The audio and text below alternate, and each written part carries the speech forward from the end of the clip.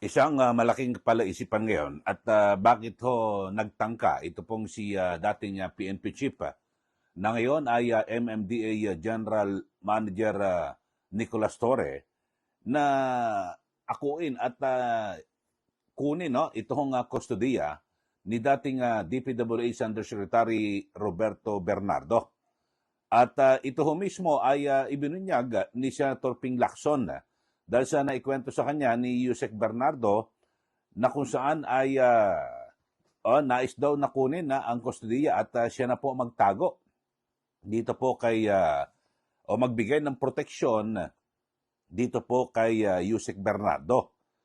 So ito ho ay paiimbestigahan at talagang kagulat-gulat ho bakit napunta ho sa eksena ito ho nga si General Torre dito po sa pagkuha ng kustodiya kay dating Yusek Bernardo. Siyempre ang layo naman ho ng kanyang dahil sa dati po siyang hepe ng Philippine National Police, natanggal at wala naman na siya sa pwesto, bakit kukunin niya, aakuin niya at siya po ang magbibigay ng proteksyon dito po kay Yusek Bernardo. Sabi po ni Senator Lacson ay hindi pumayag ito hong si Yusek Bernardo at nagulat nga ho Siyempre, nakakatakot din Bakit wala na ho sa pwesto yun dating hepe ng PNP, katatanggal lang, bakit gustong kunin siya at sa kustodiya? Ano ba nakikita niyo ho rito? Kasi, ano kaya, pwedeng napag-utusan? Ito hong si General Torre, na kung saan ay sige kunin mo na ang kustodiya niyan at para yan ayusin natin at kung sino-sino yung mga dapat na wag maisama, maikanta dito po sa kanya mga ginagawang testimonya na may kaugnayan sa napakatindiho at maanumalya na flood control project. So yun po ang magiging implikasyon. So yun po ay abangan ho natin yung mga dagdag na detalye niyan dahil sa formal na sasabihin ni Yusek Bernardo sa muling pagbabalik ko ng investigasyon ng Senate Blue Ribbon Committee na may kaugnayan dito po sa flood control project. So dito ho mga kababayan ay aalamin ho natin at aabangan ano kaya ang naging motibo. Bagamat sabi ho ni Senator Ping Lacson ay hindi pa naman daw agad na ipapatawag. Ito pong si General Torre na ngayon po ay General Manager ng MMDA. So hahayaan muna kasi naikwento na ho sa kanya ni Yusek Bernardo. So mas maganda para maging formal ay bilang testigo doon ilalatag ni Yusek Bernardo sa Senate Blue Ribbon Committee ito kung yung kanya mga sinasabi patungkol kay General Torre. So itong si General Torre ay magiging tampulan naman ho ito ng usapan dahil sa siyempre, 'di ba? Matapos na masibak ko bilang hepe ng PNP, tapos nawala po sa pwesto, ngayon medyo umingay na naman dahil sa nabigyan ho ni Pangulong Marcos Jr. na posisyon diyan po sa MMDA bilang General Manager. Ngayon ho ay iingay ulit ito. Kasi ang question rito, ano ang kanyang otoridad? Kasi wala na ho siyang pwesto sa PNP. O tanggal na ho siya bilang hepe. Nasa floating status ho siya. Bagamat meron siya, 4-star general. Pero wala na ho siya. Kasi, di ba, natanggal na siya.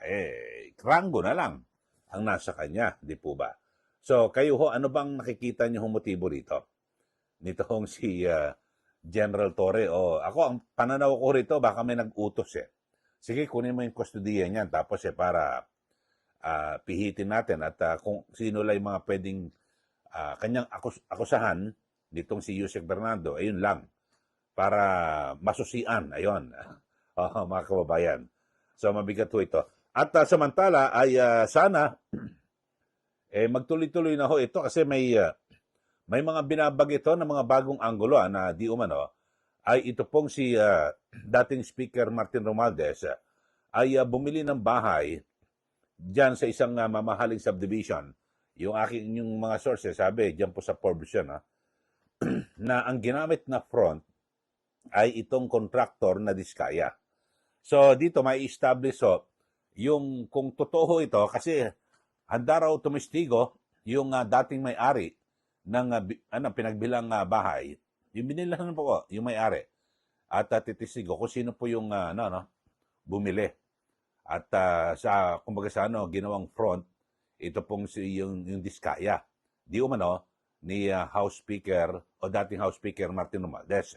So malaking balita rin ho yan mga kababayan at titingnan natin kung saan hahantong itong isyong ito. Pero panoorin nyo muna itong binabanggit ni Senator Ping Lacson at yung kay ito may press con siya. At kung saan ay binabanggit niya yung kay dating Speaker Martin Romualdez na ginawang front ito pong si Diskaya at ganyan din yung kay yung kay dating general hepe ng PNP at ngayon General Manager na si Nicolas Torre. Panoorin po natin mga kababayan itong payag ni Senator Ping Lacson. Tend to clarify with former Yusek Bernardo the circumstances behind a failed attempt by former Chief PNP and now MMDA General Manager Nicolas Torre to take him under the custody of the latter and find out for what purpose.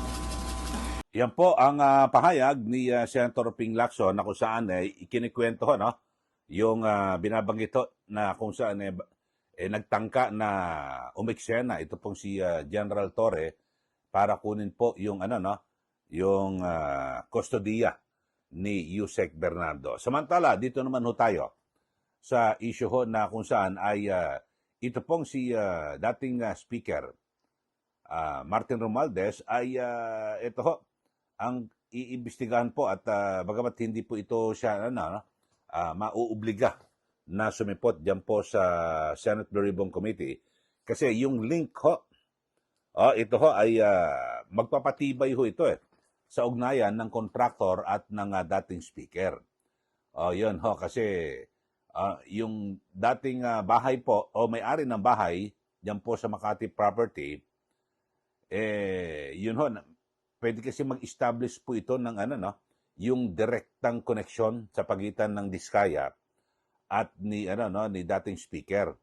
So yun po ang titingnan At kung sakasakali na ito pong Diskaya ay talagang ginawang front at para palitawin na siya ang buyer, lilitaw na talagang yung malalim po yung ugnayan ng dalawa, ng Diskaya at ng dito hong si Romualdez.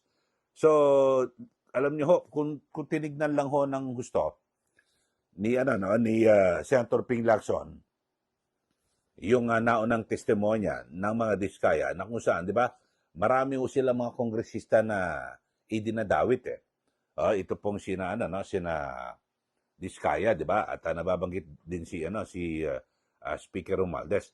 Pero yun mga kababayan, ang maganda rito, talagang sana po magkatuluyan ito at itong si dating Speaker Romualdez sumipot din para magkaalaman na mga kababayan. Bagamat sa ngayon, may mga pahapyaw itong si Senator Lacson na wala para matibay na ebidensya na magdidiin dito po kay Romualdez at yung tanging aligasyon lang ni Orly Gutesa, yung dating sundalo ng Philippine Marines na nag-ugnay kay Romualdez na hinahatira ng pera sa bahay. Pero ngayon, wala si Gutesa at di natin malaman kung nasaan na po. So dito mga kababayan ay maganda talagang matingnan mabuti. At tayo naman mga kababayan, tayo nasa pribadong mamayan, huhusga kung ano ang mga ginagawang ngayon na pagkilos ng Senate Blue Ribbon Committee. Kasi ang dami mga reaksyon sabihin ito panibagong script na naman ito ni Lacson. Ano na naman ito na kung saan ay parang baka para malihis ng kaunti yung mga issue dito kay sa Pangulo, kung ano man, ito naman kay Lacson. Ito si Senator Lacson ay itinumbok na naman itong si Romualdez. Okay. So bukod dyan mga kababayan ay interesado rin tayo dahil hanggang sa ngayon ay hindi pa rin ho umuwi, no? Si dating DPWH Secretary Manny Bonoan, at na kung saan ay ando po dapat December 17 ho ay umuwi na siya, di ba? Ng Pilipinas, pero wala ho hanggang ngayon wala pa.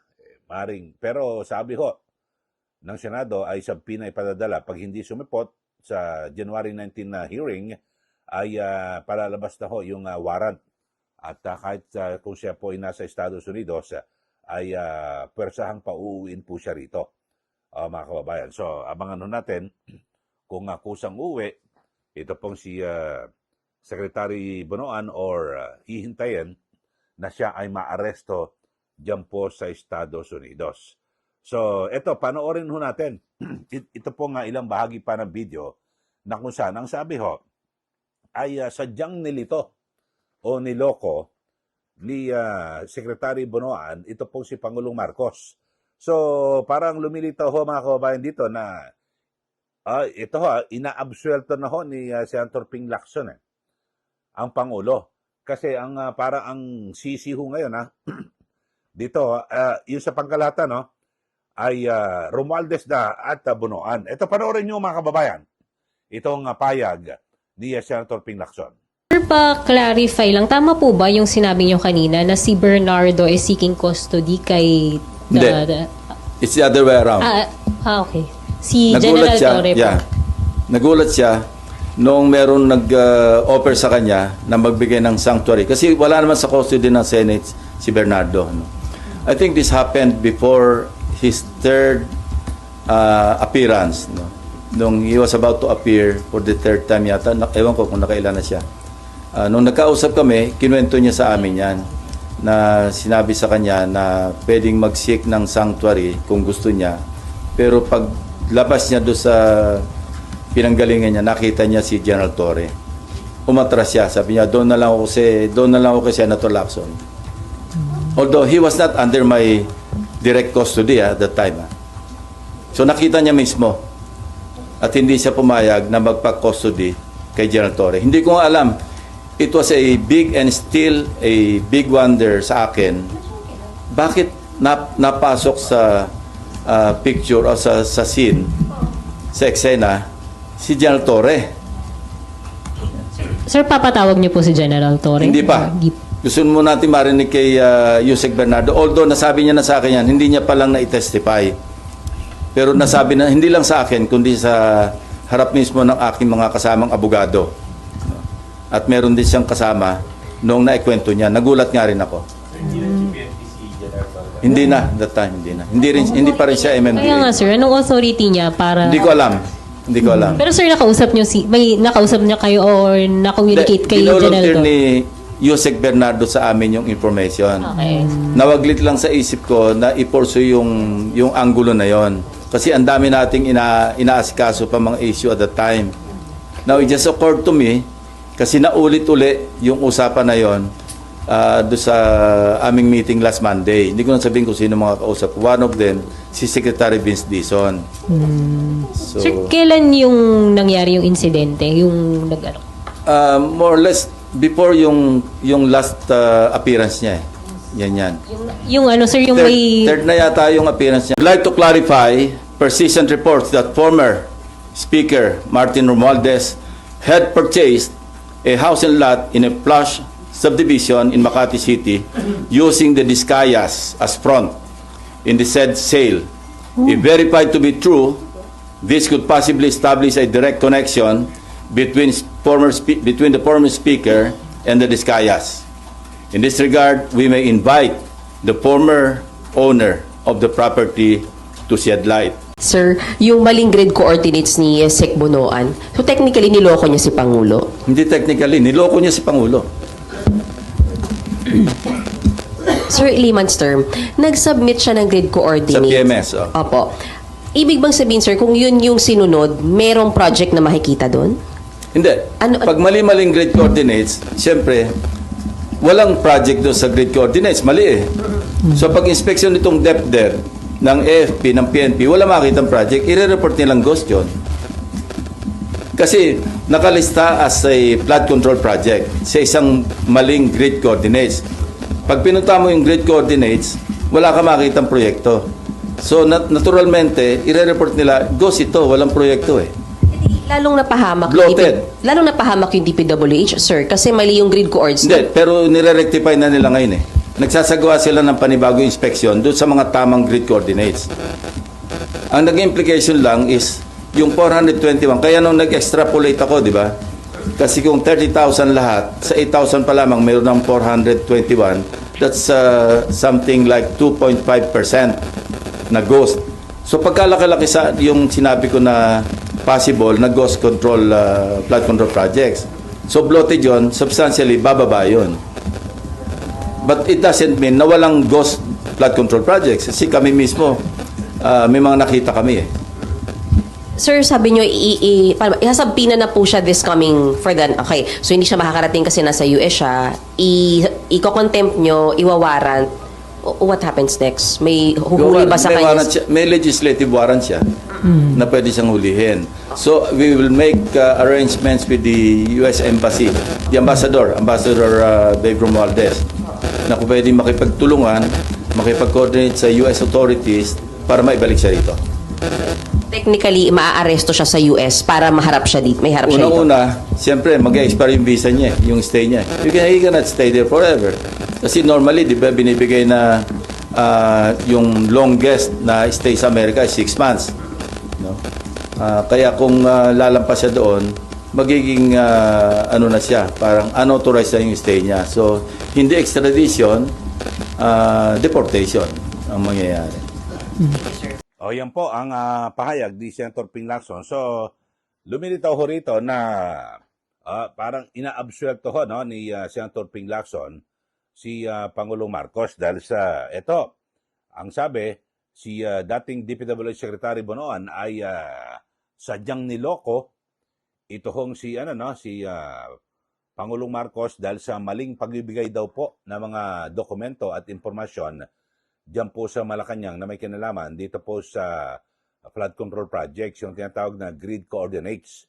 O yun ho, mga kababayan. So, lumilitaw, mukhang ang, ito ho, yung sa pangkalahatan, dito sa ginawang press con po ni Senator Ping Lacson, yung aking pinakabuod, summary ho rito, una, mukhang ang gustong tumbukin na ho rito ay ito pong si Romualdez. Ayun ho.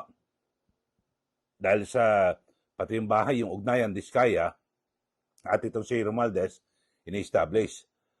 At gayon din po, itong sinasabi na itong si dating DPWH Secretary Manny Bonoan ay sadyang niloko ang Pangulo at nagbigay ng mga maling impormasyon, yun ho. So, lilitaw ho, ini-absuelto ho.